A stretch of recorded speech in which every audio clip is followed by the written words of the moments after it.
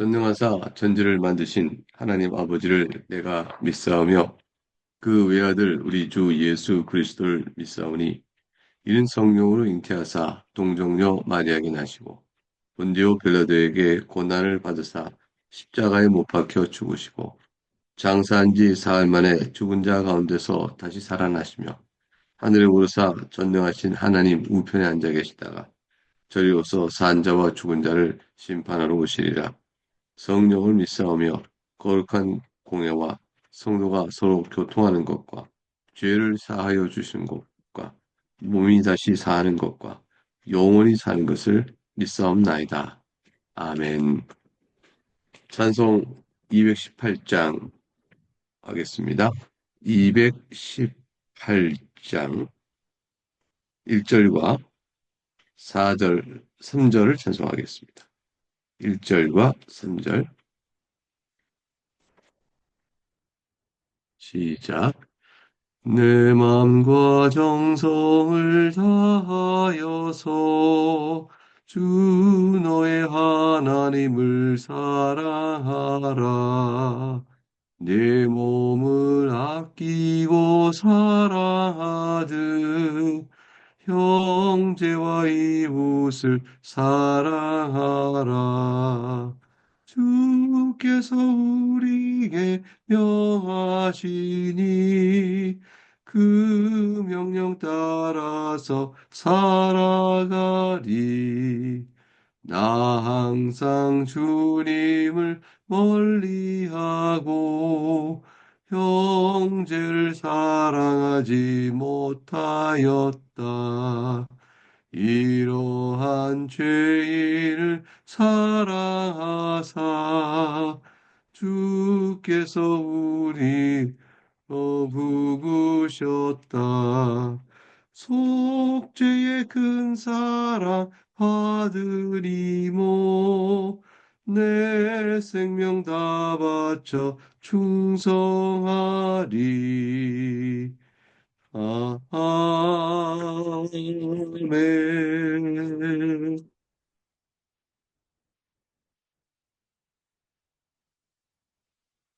오늘 함께 살필 복된 하나님의 말씀은 디모데전서 5장 1절에서 6절까지 말씀입니다. 디모데전서 5장 1절에서 16절까지 말씀, 주의 말씀을 나누겠습니다. 늙은이를 꾸짖지 말고 권하되 아버지에게 하듯 하며 젊은이에게는 형제에게 하듯 하고 늙은 여자에게는 어머니에게 하듯 하며 젊은 여자에게는 온전히 깨끗함으로 자매에게 하듯 하라. 참 과부인 과부를 존대하라. 만일 어떤 과부에게 자녀나 손자들이 있거든 그들로 먼저 자기 집에서 효를 행하여 부모에게 보답하기를 배우게 하라. 이것이 하나님 앞에 받으실 만한 것이니라. 참 과부로서 외로운 자는 하나님께 소망을 두어 주야로 항상 간구와 기도를 하거니와 향락을 좋아하는 자는 살았으나 죽었느니라. 네가 또한 이것을 명하여 그들로 책망받을 것이 없게 하라. 누구든지 자기 친족 특히 자기 가족을 돌보지 아니하면 믿음을 배반한 자요 불신자보다 더 악한 자니라. 과부로 명부에 올릴 자는 나이가 60이 덜 되지 아니하고 한 남편의 아내였던 자로서 선한 행실의 증거가 있어 혹은 자녀를 양육하며 혹은 나그네를 대접하며 혹은 성도들의 발을 씻으며 혹은 환난 당한 자들을 구제하며 혹은 모든 선을 행하는 자라야 할 것이요. 젊은 과부는 올리지 말지니 이는 정욕으로 그리스도를 배반할 때에 시집가고자 함이니 처음 믿음을 저버렸으므로 종죄를 받으니라. 또한 그들은 게으름을 익혀 집집으로 돌아다니며 게으를 뿐 아니라 쓸데없는 말을 하며 일을 만들며 마땅히 아니할 말을 하나니 그러므로 젊은이는 시집가서 아이를 낳고 집을 다스리고 대적에게 비방할 기회를 조금도 주지 말기를 원하노라. 이미 사탄에게 돌아간 자들도 있도다. 만일 믿는 여자에게 과부 친척이 있거든 자기가 도와주고 교회가 짐지지 않게 하라. 이는 참 과부를 도와주게 하려 함이라. 하나님의 말씀입니다. 하나님께 감사합니다.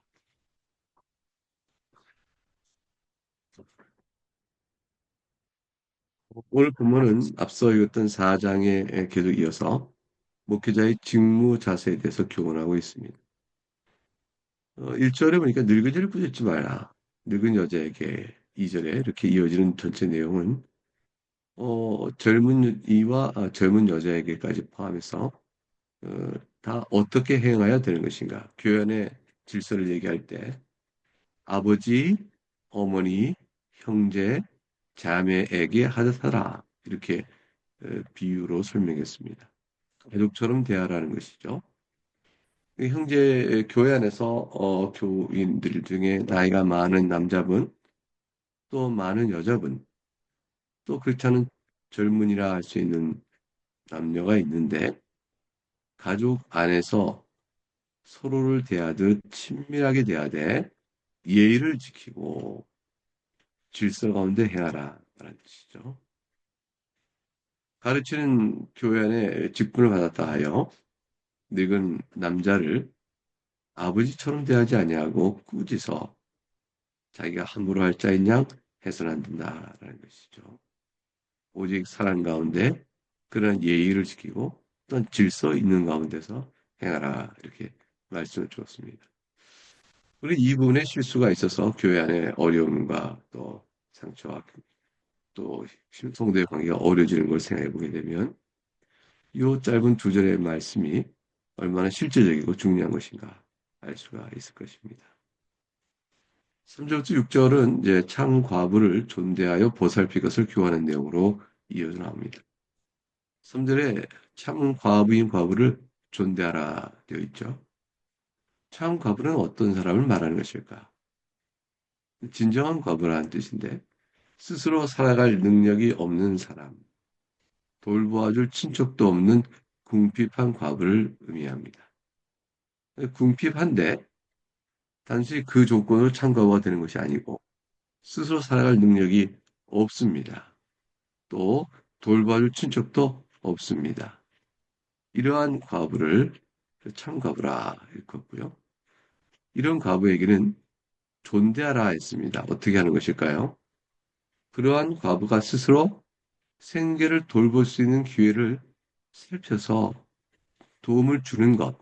이것이 해야 될 첫 번째 일입니다. 그러니까 스스로 생활할 수 있는 능력을 갖추어 주는 것. 이게 굉장히 중요한 교회적인 책무라라고 말씀하실 것이죠.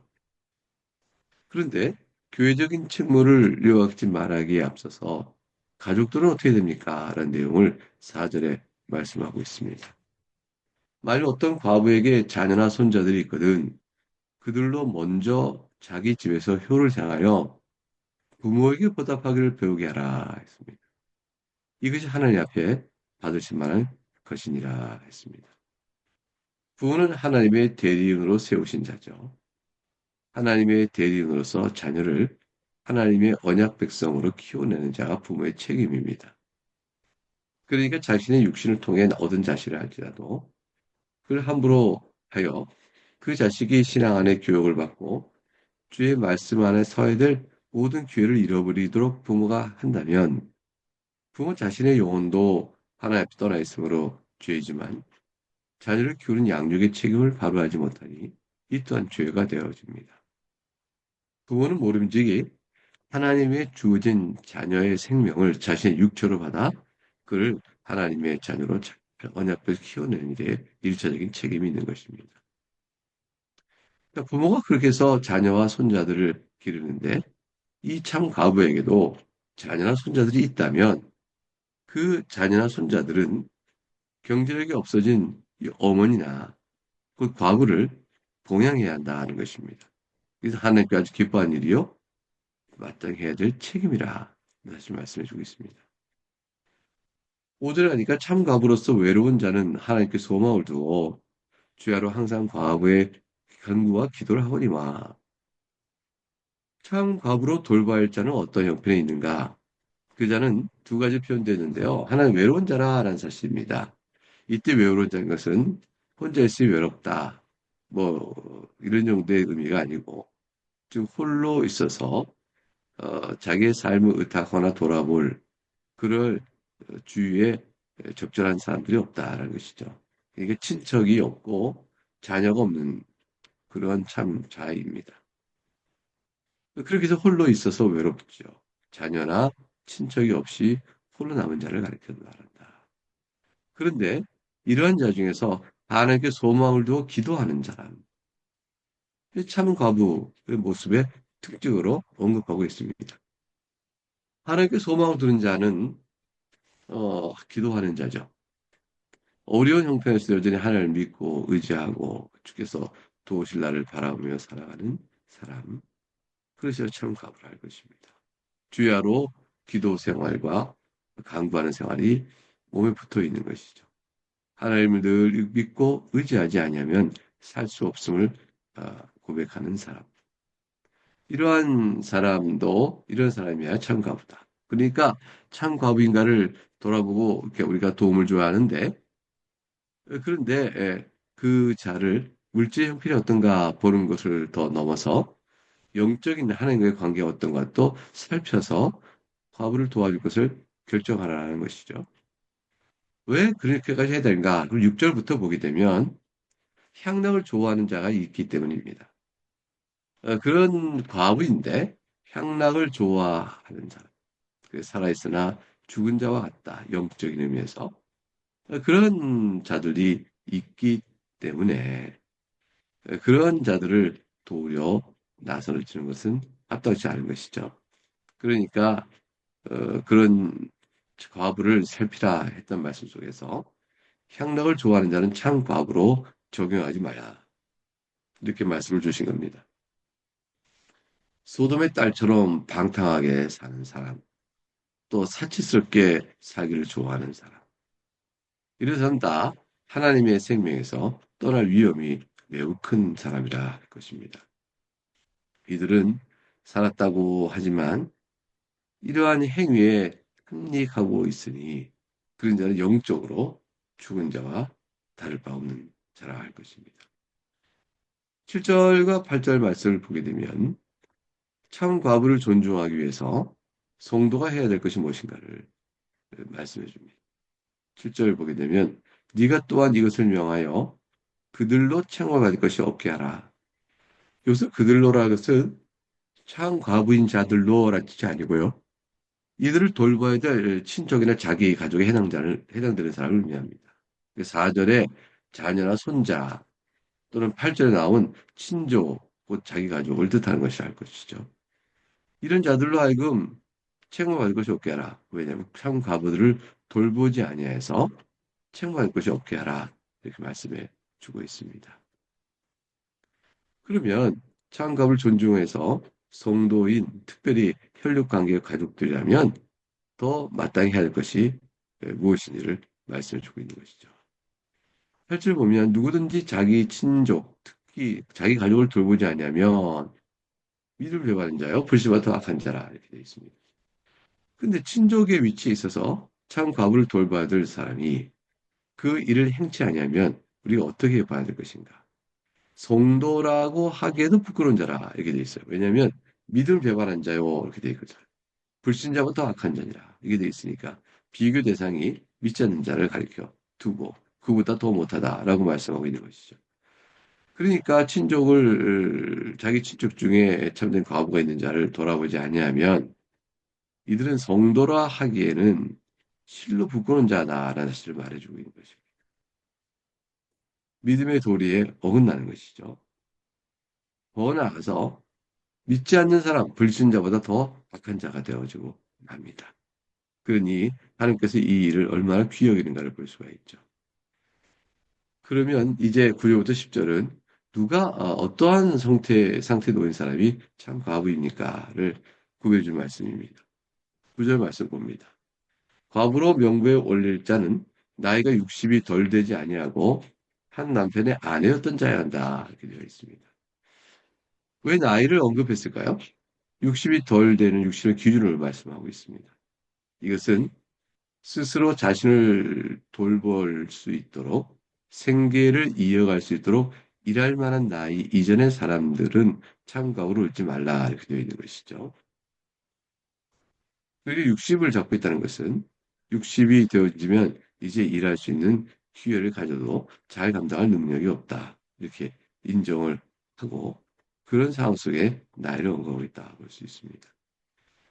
그리고 주변의 교인에게 권고와 위로를 줄 만한 나이가 돼서 선한 칭찬을 들을 만한 나이가 되는 거죠. 의례찬 과부가 교인에게 아유 내가 먼저 믿음에서 이렇게 좋겠어요.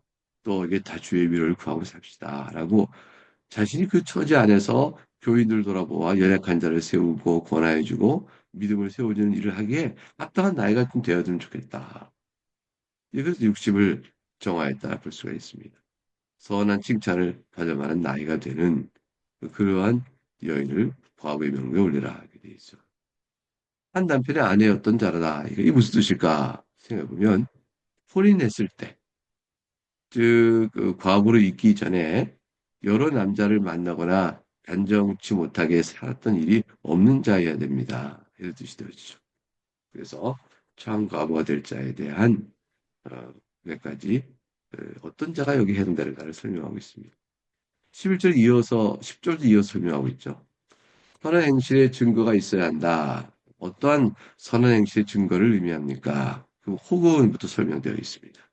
그래서 혹은부터 나와 있는 내용이 앞에 있는 선한 행실의 증거에 선한 행실에 해당되는 내용이 무엇인가를 말해준다 할 것입니다. 자녀를 양육하며 즉 60세에 이르는 동안에 이제 참 과거의 나이를 재봤는데 그 60세에 이르는 동안에 젊어서부터 자녀가 있은 이후로 어머니 품으로써 좋은 평판을 얻은 자여야 합니다. 자녀를 양육하고 교회 아이를 돌볼 만한 그런 분이어야 한다는 사실을 말씀하고 있는 것이죠. 근데 자녀를 양육하며라는 것은 이때 자녀가 반드시 피부지 장면만을 의미하지 않는다. 더 나아가 넓은 의미의 교회 안에 속한 어린을 돌보는 것도 다 자녀에 속한다. 이렇게 볼 수가 있습니다. 나그네를 대접하며 성도의 발을 씻으며 이렇게 되어 있습니다. 겸손히 봉사하는 사람, 대가를 기대하며 뭔가를 해주는 사람이 아니라 대접하고 발을 씻어준다. 그것은 기꺼이 섬길 줄 아는 자유가 되며 또 발을 씻길 만한 겸손한 자로서 저는 자기를 높이고 자기를 강하게 주하는 자가 아닌 사람이 됐다. 당한 자가 있다면 구제를 해야 되고 도움을 베풀지 않은 자가 되어야 됩니다. 혹은 모든 선을 행하는 자여야 됩니다. 선한 행실의 증거를 받아서 인정받을 만한 평판이 좋은 자야 한다라고 되어 있습니다.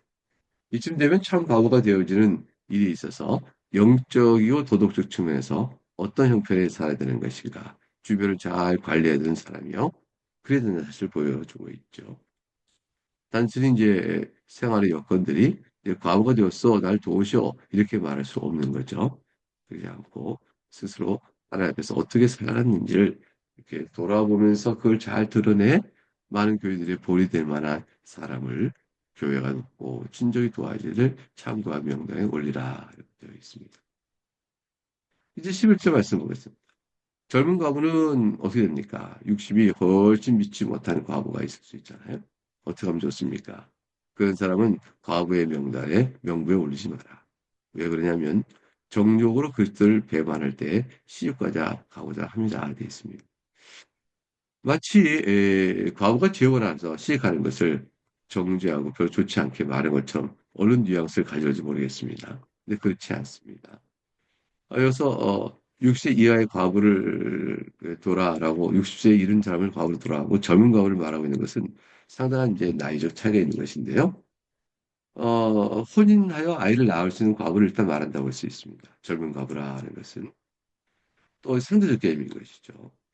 그리고 이런 사람은 정력으로 그것을 배반할 때 시집가고자 할 것이라 되어 있는데 이 재혼을 금지하는 것인가? 그렇지 않습니다. 왜냐하면 시집가고자 함이니라는 말 자체가 재혼을 금하고 있는 것이 아니고 오래 열려놓고 있는데 여기서 말하는 취지는 뭐냐면 과부로 살면서 그리스도의 교회에 선한 행실을 하고자 자신의 뜻이 있습니다라고 소원한 자가 나중에 가만히 있으니까 육적인 사랑에 대한 그 그림이 너무 크고 또 욕의 생활이 절실하여서 그 소원을 그냥 깨버리는 사람이 있을 수 있는 것이죠.